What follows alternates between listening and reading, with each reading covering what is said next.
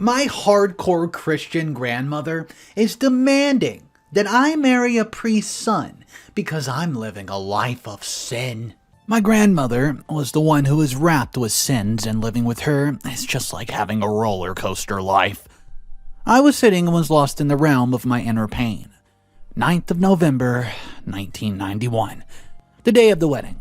Violins were playing in the background. The guests had started arriving at the church. I dressed in a beautiful white wedding gown and was getting ready in the restroom. Suddenly, the room door opened and a girl named Jasmine, carrying a bouquet, entered the room. Jasmine's a beautiful girl with blonde hair and dark black eyes, who was dressed in a beige-colored gown.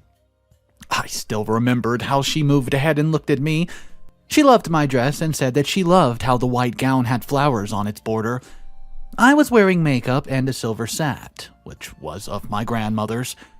Jasmine looked at me while I was staring in the mirror. She told me that I looked so beautiful this day, but it doesn't mean anything to me.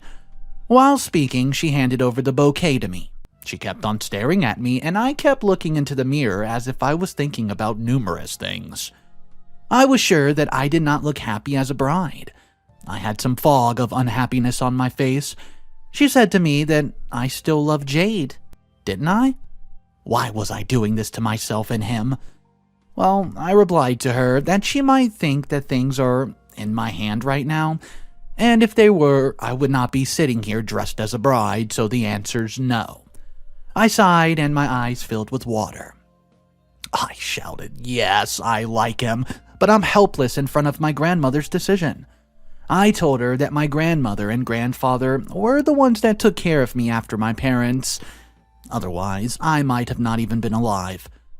My grandmother has her own set of perspectives. She thinks that getting pure, it's the right thing to do. Marrying the ugliest priest's son with whom I have to spend the rest of my life with. She thinks that I'm unworthy and unholy, and I know that her ideas was way too unacceptable, but then here's my grandfather. I confronted her many times, and every single time there was a melodrama created. Jasmine again asked me if I was happy about this marriage, and what was the meaning of the right choice for us. She said that it was my life, not Granny's. I asked her to just leave it alone. Time had passed and nothing could happen since. Well, I'll see you walking down the aisle. I should be waiting for you there. As Jasmine opened the door and left the room by saying thank you again. As Jasmine left the room, I slumped down into a deep thought. It seemed as if every moment of my life began to flash before her eyes like a film. And I started talking to myself. I remember how her parents died in a car accident when I was very young. They died. After that incident, I was adopted by my grandparents. My grandfather loved me very much and raised me very well. And my grandmother was the one who added toxicity into my environment. I've never missed my parents since they came into my life. Both of them have fulfilled every pleasure and desire. Time passed, and with time, I got admission to a good school. During school, I made very good friends, and whom my relationship became very deep. One of those special friends was Jasmine. One fine day, I was at school just like another day, and I was about to come home and my shoes were torn away. I wasn't able to walk properly. There was the son of the monk. He offered me help. He was in my class fellow, and I knew him a very long time. So I accepted his offer of help according to the situation because I was left with no other choice. When I reached home, I thanked him a lot because he offered me help in my time of need, and our cumbersome situation as my friend was absent as well. On that day, when I entered home, my grandmother was standing in front of me as she was staring at me like a furious beast. She inquired me why I got late and who was the one who dropped me off just now. So I told her the whole miserable situation of mine, in which I was stuck. She started yelling at me. She called me the person who's wrapped in sins, an unholy person, in fact. But this wasn't exactly reality at all.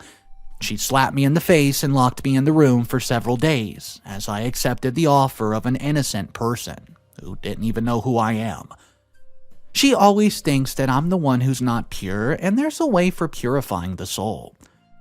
In school, we used to sit together and play together every day. On holidays, she would visit me, and often in our free time, we used to paint with my grandfather.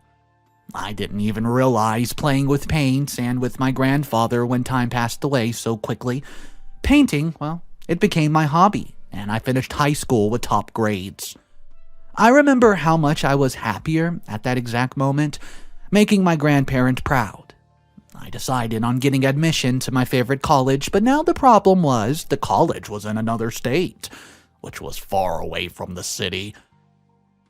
When I discussed this with my grandparents, they denied it at the time, saying this place is too far away.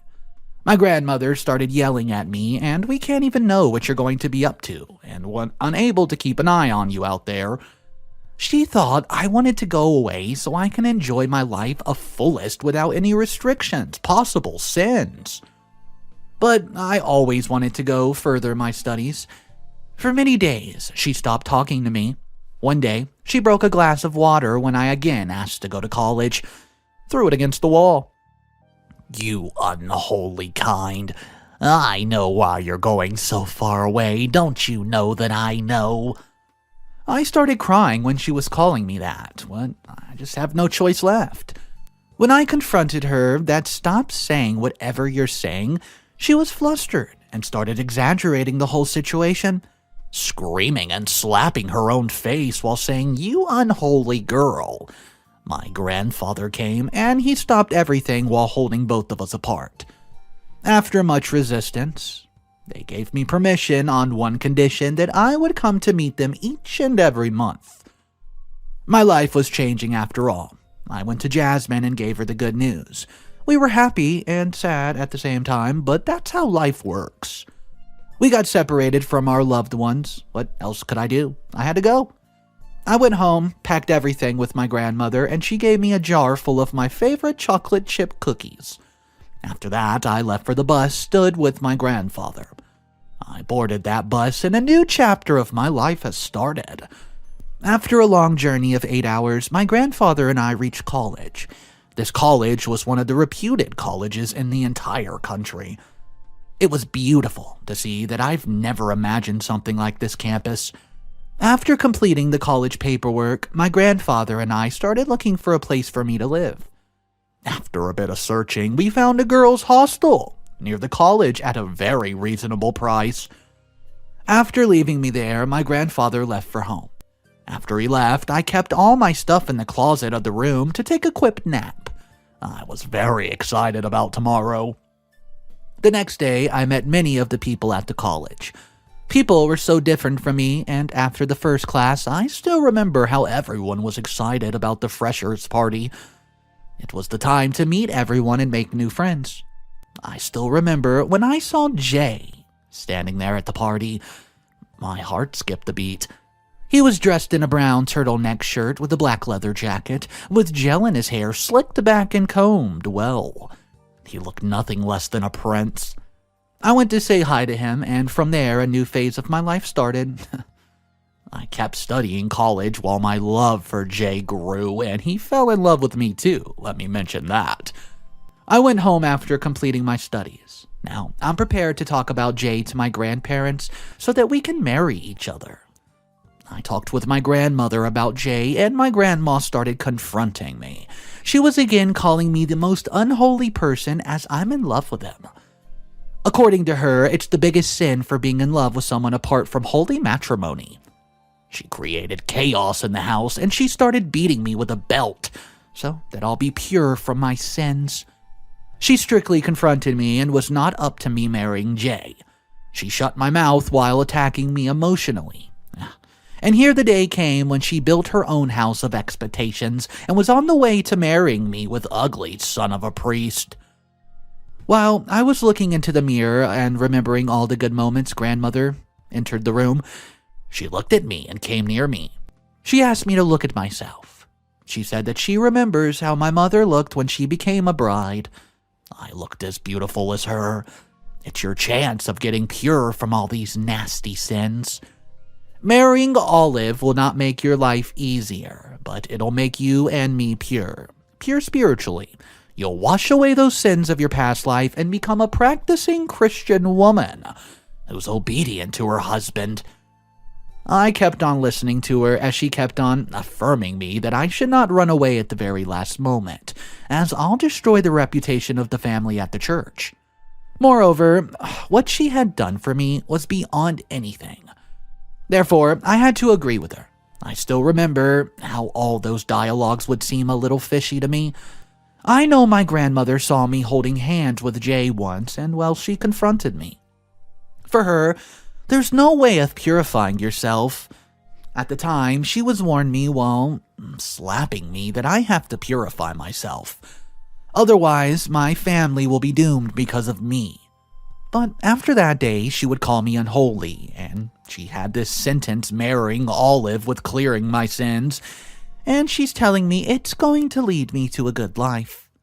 Well, sometimes I would think that my grandmother was hiding a few things from me, wouldn't you? But then I never dared to confront her. She would always control me with her dialogue and body language. I actually thought that I was not good enough for her or anyone else in that fact. Therefore, I gave up and agreed to marry Olive, who was 7 years older than me with no sense of modern world and fashion. He had stayed at the church always. He'd been his father's favorite boy, but my grandmother has filled my mind with the thoughts that I was unholy and I had to get married to someone pure, cleansing my soul and save everyone else from the shame that I would set on the family. She asked me to look at the pearl silver colored set. The one I was wearing, it looked beautiful on me. She told me that I will shine like these pearls with Olive only. Therefore, I would have to be good wife to him, and then I shall be rewarded with everything from Jesus himself. She got up and said that I should be ready as a grandfather would be heading here to walk me down that aisle. Remember, do not show him any tears or do not share anything from your past with him, as he's not an emotionally developed man. He might take everything on his heart. Make wise moves. Hurry up. When she was going outside, I screamed at her. I told her against marrying that ugly son of the priest. I could see the anger on her face that she was hiding with a smile. She lurched forward and portrayed her grumpy attitude, holding me by the shoulder with immense force as she was starting to hurt me. She said to me, in a very aggressive tone, that I have to marry him as I'm the unholy kind. Grandmother went out the room after saying this, and I sat there for a few more moments, waiting for someone to come there and take me out at the moment. I kept on telling myself to be brave, but what was I doing? I was getting ready to lie before a man I don't even love, and the love for another man still there. I was about to puke, and suddenly my grandfather entered the room. He saw me holding a basket and puking. "Oh, dear Lord, what's happening? Are you all right?" He walked towards me, rubbed my back, and gave me some ice-cold water. It was at that moment when everything changed. He told me that I was burning. I did not have a fever before. He asked me what's happened to me. I remembered my grandmother telling me not to cry in front of grandfather. She said he might get a heart attack, but grandfather had realized that something was oh so wrong. And in inner me, I decided to tell him the truth, as it was the right time to avenge myself. I have to tell him about the heinous acts of grandmother towards me, as now it's unbearable. How can she say I'm not sure after the way she's treated me like an animal? It was at that moment when I realized that my savior is here. I thought grandfather is far stronger than grandmother thinks, and I opened up to him. I told him I liked Jay, but grandmother saw me with him, and she told me he's a no-good rotten man. Whereas Olive is the son of a priest, so I must marry him. I did it, as it cleanses me, and it'll make your lives better as well. Grandfather had this look on his face. I've never seen him like this. He looks so angry. He held my hand and asked me to come with him this instant. We entered the church. I had no idea what was going to happen. People were waiting for the bride there. Jay and Jasmine were also there. Grandpa walked with me to grandmother. It was that moment when he slapped her, right in front of everybody. The priest, his son, the guest. Everyone was shocked at what's just happened, but I wasn't. My heart was in extreme agony because of her. There was this intuition that used to tell me that she's doing everything for her own desires and wishes, but I always ignored it. You've been a cunning woman. I knew that I knew you were up to something behind my back. How have you stabbed me and this priest? You confessed everything to him, didn't you? He knows all your dirty secrets, and that's why you were marrying off my daughter with her. My grandfather exposed her to everyone and told me that she's the woman who slept with many men behind my back, and now, for the sake of her own sins, you're doing a heinous act towards my grandchild. Grandmother looked pale as a ghost and kept quiet. It was such much embarrassment, grandfather asked her to leave his house. He's divorcing her as soon as possible. She ran out of the church and went away somewhere. She never came back. Grandfather took my hand and gave it to Jay. We got married at that very moment. I still cannot forget that day, full of pain, anger, and happiness. I was happy internally because she's made my life hell, and now she's facing the consequences of her own actions. Okay guys, so here's the top comment on this story. Let me know what you think of this and if you agree with it or not. I just want to point out, if it wasn't for their grandfather, OP would be nothing more than a doormat. Who cares what your grandmother's done for you? Growing up, that doesn't allow her to force you to marry someone you have no love for. I'm not at all surprised in the end when we found out grandmother was in fact the one living in such sin. I knew something was off about her the entire time. I hope OP cuts contact forever and she lives a happy life forever. So guys, let me know what you thought of that. Give a little advice, what you would say, or do you think that comment covers everything? Drop your thoughts down below. Tell me if you enjoyed the video or not, and I hope you guys have an amazing day. Thank you for watching. Consider subscribing, and I'll catch you in the next one. Peace. Take it easy.